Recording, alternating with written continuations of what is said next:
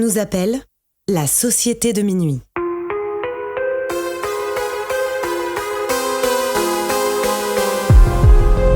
Séparément, on pourrait croire que nous sommes tous très différents les uns des autres. Nos passions, nos vies et nos histoires sont différentes. Nous ne fréquentons pas les mêmes écoles, ni les mêmes quartiers. La seule chose qui nous réunit, c'est d'avoir touché du doigt le surnaturel.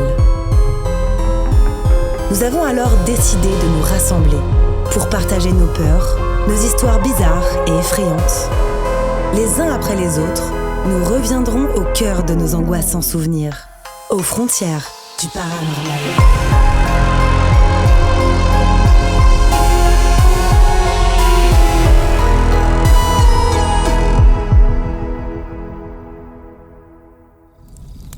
Si vous écoutez cet enregistrement, c'est bien parce que, vous aussi, vous partagez cette fascination pour l'étrange.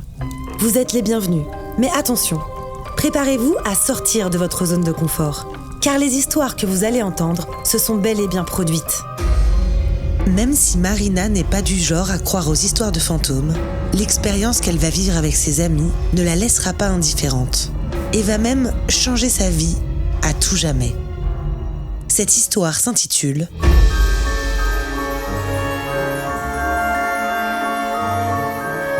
Les dangers du Ouija.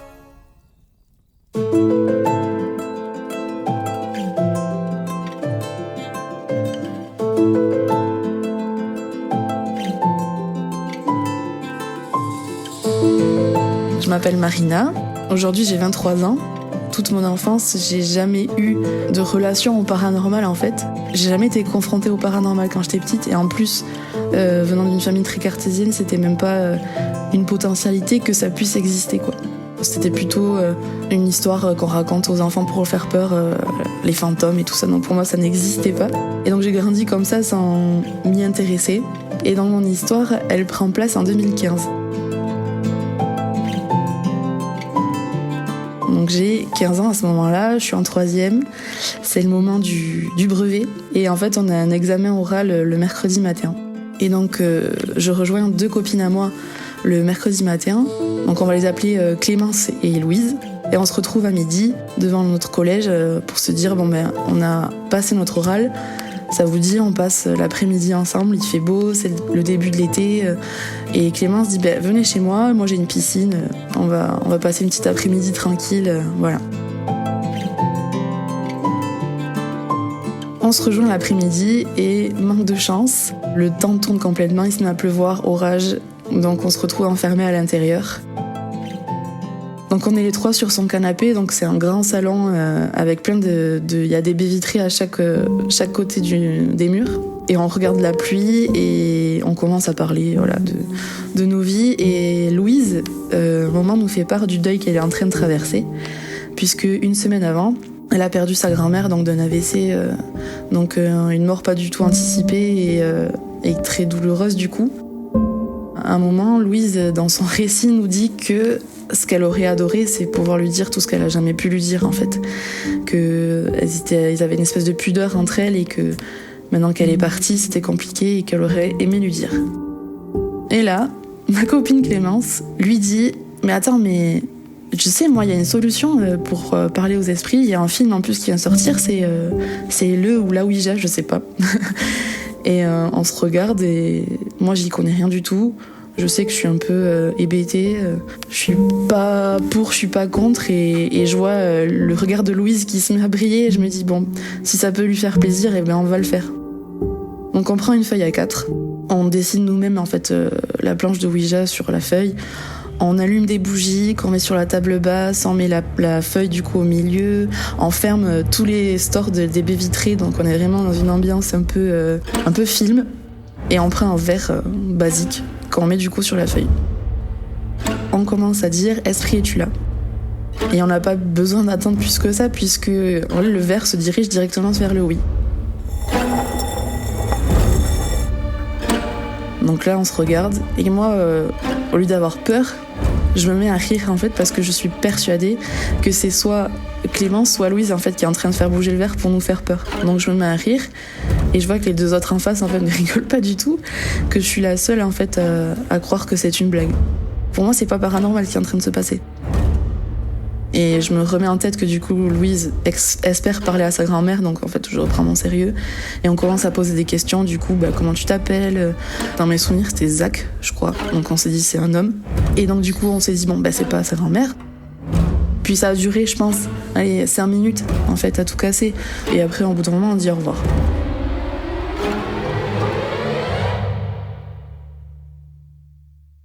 Et donc du coup, on rouvre les stores, on commence à parler de ce qui vient de se passer, et elles sont « Oh, mais c'était génial et tout !» Et moi, je les regarde, je leur dis « Mais bon, c'est bon, c'est plus drôle, en fait, qui c'est qui a fait bouger le verre ?» Et elles me regardent et elles me disent « Non, mais en fait, on n'a pas fait bouger le verre. » Et là, je commence un peu à paniquer, je me dis « Ok, pourquoi pas faire Après, il s'est rien passé non plus de fou, juste le verre a bougé, et je me dis « Est-ce qu'aussi, c'est pas mécaniquement qu'on a fait bouger le verre parce que peut-être ma copine Louise, elle voulait tellement que sa grand-mère soit là, est-ce que c'est pas inconsciemment ?» Je trouve que des choses rationnelles, en fait. En plus, on m'a tellement inculqué que voilà, les gens qui croient aux esprits ou qui disent parler aux esprits, c'est des fous. Donc je me pose pas de questions. Et en fait, ma copine Louise, à ce moment-là, dit « Mais moi, je veux parler à ma grand-mère, en fait. » Et Clémence dit « On recommence. »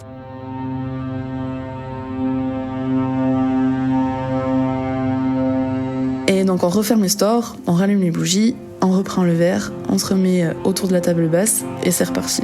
L'esprit es-tu là? Et du coup on recommence à poser des questions et à un moment Louise pose la question « Êtes-vous une femme ?» Et le verre se dirige vers le oui. Et donc on se dit putain mais à chaque fois ça marche d'un coup quoi, donc c'est trop bien. Donc elle, je pense qu'elle veut tellement parler à sa grand-mère qu'elle se dit c'est bon, c'est ma grand-mère, c'est une femme. Bon, c'est un peu peut-être rapide comme conclusion mais ouais. On la laisse en fait dans son truc et on lui dit vas-y, pose-lui des questions quoi. Enfin, ça regarde que toi du coup, et donc elle commence à lui poser des questions hyper perso. Du coup que seule sa grand-mère pouvait savoir. Je sais pas, c'était par exemple tu te souviens mon vélo quand j'étais petite de quelle couleur il était? Et en fait à un moment, je pense au bout de 2 minutes de questions, elle nous regarde, elle fait non mais les réponses elles sont complètement à côté de la plaque, c'est pas ma grand-mère en fait. Et on voit que ça la peine, enfin, ça la touche. Donc on lui dit c'est quoi, on dit au revoir et on arrête. On arrête, c'est bon, c'est pas grave. Et donc le verre revient au milieu après une question et on dit merci beaucoup d'avoir répondu aux questions, au revoir. Et là, le verre se dirige vers le non. Et moi, dans ma tête, de nouveau, je rationalise, je me dis c'est pas drôle en fait, c'est pas. Donc je commence limite un peu à les gronder quoi. Parce qu'en fait, on se regarde les trois et personne ne parle et moi, je commence un peu à m'énerver en disant en fait, c'est pas drôle quoi. Là, je me dis, ça peut être encore une blague, mais je me dis quand même, Louise, elle pensait parler à sa grand-mère, c'est pas drôle de faire une blague à ce moment-là. Enfin, du coup, je pense que je commence un peu à paniquer, j'ai un peu une boule de stress qui apparaît ici au niveau du cœur et tout, et du coup, le verre revient au milieu tout seul, et je dis, en fait, au revoir, on ne veut plus vous parler. Et de nouveau, le verre se dirige vers le non. Et là, vraiment, il y a plus de rire, il y a plus rien. Juste, je vois que ma copine Louise, elle commence à trembler comme ça, en fait, de peur. Et je suis la seule un peu rationnelle des trois. Donc du coup, je me dis je sais pas, il faut qu'on trouve quelque chose. Et en fait, là, je suis en train de dire, il faut qu'on fasse quelque chose. Et le verre se dirige avec nos doigts dessus sur le milieu de la feuille et commence à faire des 8. Aujourd'hui, je sais que c'est vraiment pas bon signe quand ça fait des 8 sur une planche, mais à l'époque, je connais rien du tout, quoi. Mais je sais que c'est pas normal. Et donc du coup, en fait, de peur, je me mets à hurler. Donc mes copines hurlent aussi, et en fait, on lâche de panique le verre. Et donc là, on regarde le verre, et le verre bouge carrément tout seul sur la feuille. C'est un verre en verre, tu vois, c'est les verres de cantine, quoi, donc c'est lourd. Enfin, et le verre continue à faire des 8. Et là, je hurle, je me lève, je me recule en fait de la table basse parce que je crois que je veux m'éloigner de ce qui est en train de se passer. Et le verre tombe tout seul en fait de la table basse et se brise par terre. Je sais que Louise commence à pleurer de peur en fait. Clémence essaie de la rassurer. Moi, j'ouvre les stores, j'éteins les bougies, essayer de faire un peu rentrer de lumière en fait dans la pièce parce que c'est hyper flippant. Et de suite, je pense que mon cerveau reprend le dessus et je me dis je sais pas, on a dû halluciner, on a dû pousser le verre sans faire exprès. Juste, c'est pas cohérent ce que je dis, mais juste, j'essaie de les rassurer et moi aussi de me rassurer en fait. Clémence me dit, moi, je veux pas garder la feuille chez moi. Ça me fait un peu peur. Je sais pas, jetez-la dans une poubelle quand vous rentrez, quoi. Donc je prends la feuille, je dis, bon, vous savez quoi, je vais la jeter dans une poubelle quand je rentre. Donc je rentre et sur le chemin, je la jette dans une poubelle et puis je rentre chez moi. Et on n'en a plus jamais parlé. Genre même jusqu'à aujourd'hui, j'en ai jamais reparlé avec elle.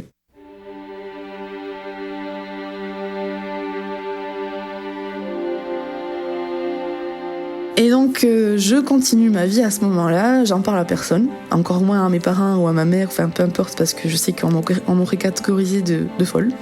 Donc j'en parle pas. Et les jours qui suivent sont hyper spéciaux, parce que plus ça avance, et plus en fait j'ai du mal à dormir. D'habitude, depuis que je suis toute petite, j'ai jamais eu de problème de sommeil.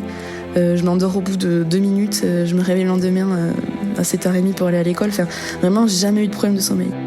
Et en fait, moi, je me dis, bon, t'as les épreuves écrites de ton brevet qui arrivent, peut-être que tu stresses et que juste t'arrives pas à dormir, en fait. Et en fait, plus ça va, moins je dors. C'est-à-dire que je suis dans ma chambre, je suis dans mon lit, je reste vraiment des heures à fixer mon plafond, impossible de fermer l'œil. Je me retourne dans mon lit 40 fois, enfin, c'est horrible. Et en fait, plus ça va, plus j'accumule en fait du manque de sommeil, jusqu'au moment en fait je tombe malade. Alors on dirait que c'est dramatique, hein, juste j'attrape la grippe. Et donc je me souviens, c'est un mercredi. Ma mère me dit, bon écoute, t'as cours que ce matin, reste à la maison, c'est pas grave, j'appellerai ton école, tu vas pas à l'école, tu restes dormir à la maison. Donc trop cool. Ma mère part au travail, mon frère est à l'école et mon père est aussi au travail, donc je suis toute seule dans ma maison. Vu que j'arrive pas à dormir dans mon lit, je me dis, je vais m'installer sur mon canapé avec la télé en face. Et en fait, ma maison, c'est une grande pièce, ça fait cuisine, salon et coin de télé. Donc je me mets sur mon canapé avec un plaid. Je suis fatiguée, vraiment, je suis au bout du rouleau. Et il faut savoir que donc il y a mon canapé, en face il y a ma télé, et juste à côté de la télé, il y a une porte qui mène à la chambre de mes parents. Et cette porte-là est entrouverte à ce moment-là. Et donc je me mets sur le canapé, je regarde la télé et sensation première que j'ai jamais eue jusqu'alors, c'est que je me sens observée. Et j'ai ce truc de regarder autour de moi et je sais pas, je me sens épiée et c'est hyper bizarre et du coup de nouveau je rationalise, je me dis bon, t'es fatiguée, t'as la grippe, t'hallucines quoi. Et donc, plus ça va, plus vraiment, je me sens oppressée. J'ai l'impression que on me regarde d'en haut, c'est très bizarre. Et en fait, à force de regarder un moment, je tique sur la porte en face, du coup, qui est à côté de la télé, qui mène à la chambre de mes parents, puisque en fait, je vois quelqu'un. C'est pas une forme vague, c'est vraiment, je vois quelqu'un, quoi. Je vois une personne. Ça dure 2 secondes, c'est le temps d'un regard en fait. Mais je vois, c'est un monsieur en fait avec une espèce de manteau noir et un pantalon troué et des chaussures, je m'en souviens pas parce que j'ai pas eu le temps, mais juste. Et le mec me regarde dans les yeux quoi. Et là, je ferme les yeux, je hurle. Et dans ma tête, ce n'est pas quelque chose de paranormal, c'est qu'il y a quelqu'un dans ma maison en fait. Je reste tétanisée sur le canapé, je me mets en boule comme ça et je prie juste pour qu'en fait la personne ne sorte pas de la chambre de mes parents. Et au bout de 2 minutes, je pense, où je reprends mon souffle et voilà, j'essaye de reprendre mes esprits, je me dis, la personne que j'ai vue potentiellement serait sortie, tu vois, peut-être pour m'attaquer ou je sais pas, et là, rien. Donc je me dis, bon, c'est bon, t'as halluciné, en fait. L'angoisse que j'ai ressentie à ce moment-là, c'était horrible. Parce que ce truc d'être seule face à quelqu'un que tu connais pas et surtout que la personne te regarde, enfin c'est digne d'un film. Je sais que c'est un peu gros ce que je raconte, mais vraiment je l'ai vécu comme ça. Et ma mère rentre du travail le soir et je me dis bon, est-ce que je lui dis, je lui dis pas, est-ce que je lui dis, je lui dis pas et en fait je lui dis pas parce que elle va jamais me croire en fait. Et 2 jours après, donc le vendredi soir, c'est le week-end, je m'endors dans mon lit mais en 2-2 parce que je suis fatiguée. Et je fais un cauchemar à ce moment-là et je m'en souviens mais comme si c'était hier parce que j'ai vraiment eu l'impression de vivre le cauchemar, d'être dedans en fait. Mon cauchemar il est tout simple, je suis sur une grande ligne droite, une route banale et je cours. Et en fait je me retourne et en fait je suis en train de me faire poursuivre par le mec que j'ai vu 2 jours avant dans mon salon en fait. Et donc je cours et à un moment en fait je tombe sur mes 2 genoux. Et au moment dans le rêve où je tombe, je me réveille dans la vraie vie. Et donc je me dis c'est un cauchemar, ça n'existe pas, c'est bon. Et en fait du coup j'enlève ma couette de mes jambes pour me lever, pour reprendre mon souffle, aller boire un verre d'eau. Et en fait je regarde mes genoux et j'ai 2 grosses égratignures sur les genoux. Et là j'entrevois que peut-être c'est du paranormal en fait. Je me dis c'est pas possible, il y a trop de choses qui se sont passées là depuis notre séance de Ouija avec mes copines que je peux plus expliquer aujourd'hui. Et là c'est trop en fait.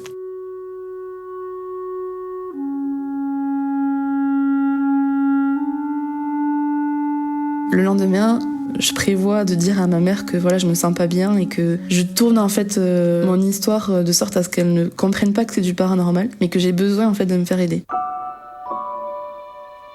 Donc je lui raconte que je suis très fatiguée, qu'en plus j'ai le brevet qui arrive et que j'ai pas le droit d'être fatiguée et qu'il faut que j'aille voir quelqu'un. Elle me dit moi je vais voir une bioénergéticienne quand je suis fatiguée, quand j'ai des problèmes de sommeil et tout ça, donc je te prends rendez-vous avec elle. Et 2 jours après, donc ça s'enchaîne très vite, j'ai rendez-vous avec cette femme. En fait, c'est une femme, ou un homme d'ailleurs, une personne, qui en fait remet tes énergies corporelles et tes chakras en place dans ton corps. En fait, il faut imaginer qu'on a une aura et que normalement les énergies sont proportionnellement réparties dans cette aura, et que quand on est fatigué c'est que c'est tout dans le désordre. Et le rôle de cette personne, c'est de remettre en fait en place ces énergies-là. Donc je me retrouve dans cette salle d'attente avec ma mère et la femme arrive et elle me regarde ma mère et elle s'adresse à ma mère et elle dit par contre j'aimerais voir votre fille toute seule. Donc je me dis je sais pas, peut-être que c'est ce qu'elle fait d'habitude, donc je me dirige dans son cabinet, je m'assois. C'est un tout petit cabinet, je pense que ça doit faire 10 mètres carrés. Mais il y a plein de tableaux tout le long des murs et tout ça. Et il y a une table qui me sépare d'elle en fait.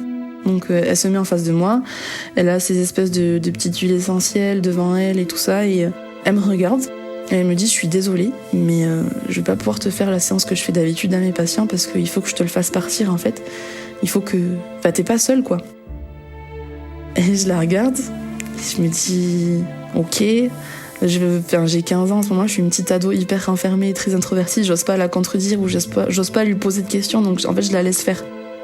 Donc en fait elle se lève, et elle vient derrière moi et elle met ses mains sur mes épaules. Elle commence à marmonner des choses, je pourrais pas te redire ce qu'elle m'a dit, mais elle commence à marmonner et tout, et à un moment elle revient à sa place. Elle me dit c'est bon, je te l'ai enlevé mais t'es venu à temps parce que franchement il était pas très gentil celui-là. Et moi je comprends pas du tout de quoi elle parle. Et au contraire j'aurais pu poser des questions. Mais à ce moment-là je la regarde et juste limite c'est une mi-folle, enfin voilà quoi donc et du coup elle commence à faire sa séance de d'habitude et tout ça et à un moment donc je sais pas au bout de 10 minutes peut-être il y a un tableau dans ces murs qui tombe par terre.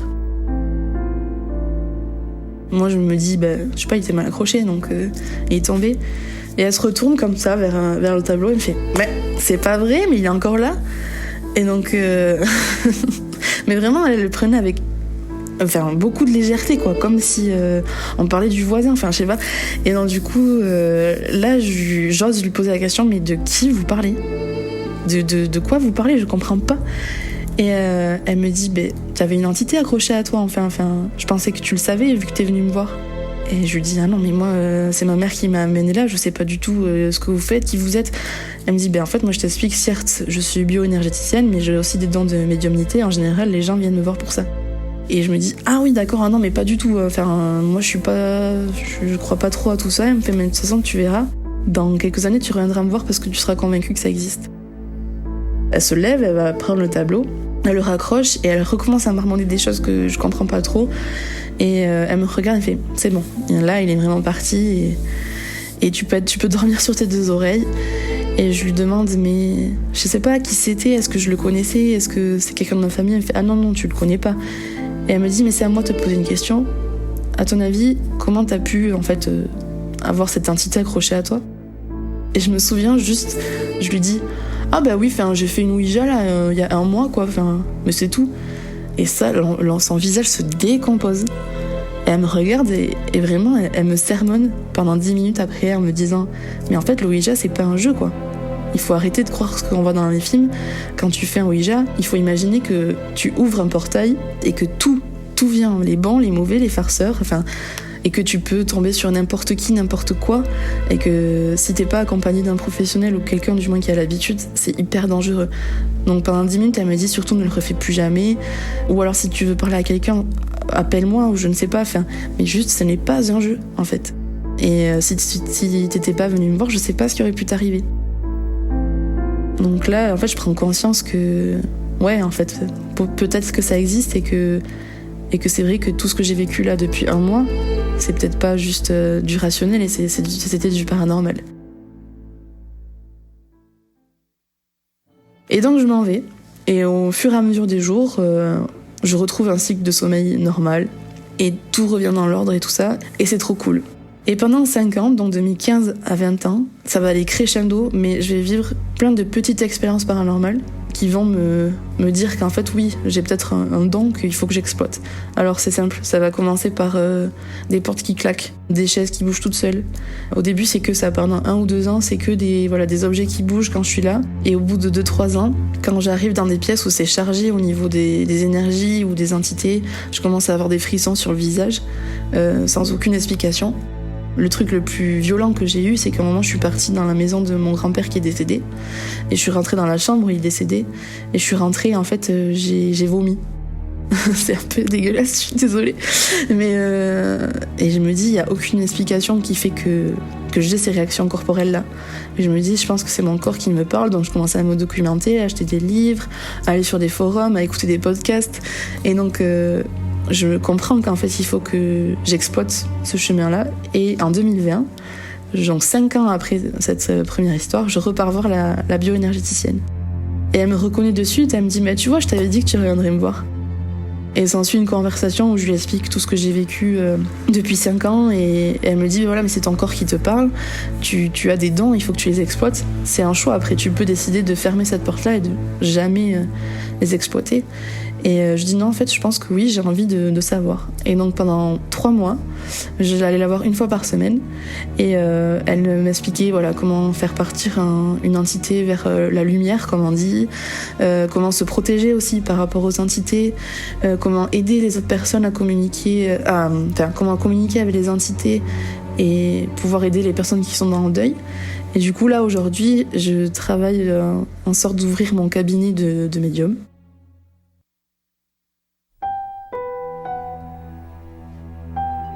Quand on voit la personne que j'étais il y a du coup 8 ans, quand il s'est passé cette première histoire, et la personne que je suis aujourd'hui, c'est 2 personnes complètement différentes. Et aujourd'hui, je suis beaucoup plus ouverte à la spiritualité, au paranormal.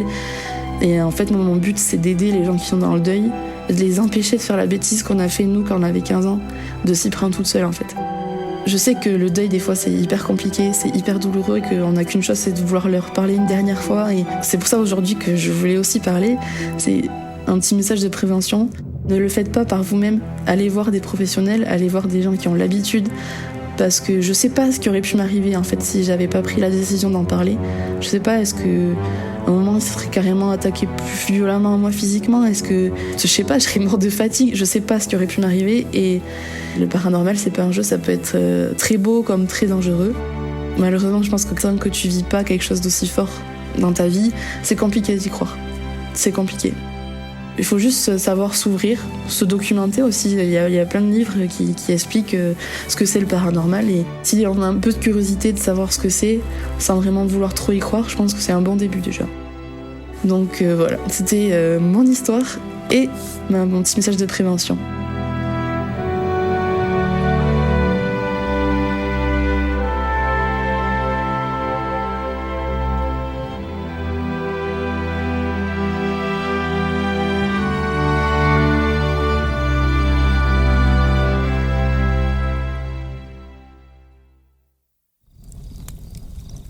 Vous êtes maintenant arrivé au bout de cette histoire. Avant de partir, venez me dire ce que vous en avez pensé en laissant un commentaire sur votre plateforme d'écoute préférée ou sur Instagram. Et n'oubliez pas, si vous aussi, vous avez le courage de vous plonger dans vos souvenirs les plus étranges, prenez contact avec moi, venez me raconter vos histoires et vous ferez vous aussi partie de la Société de Minuit.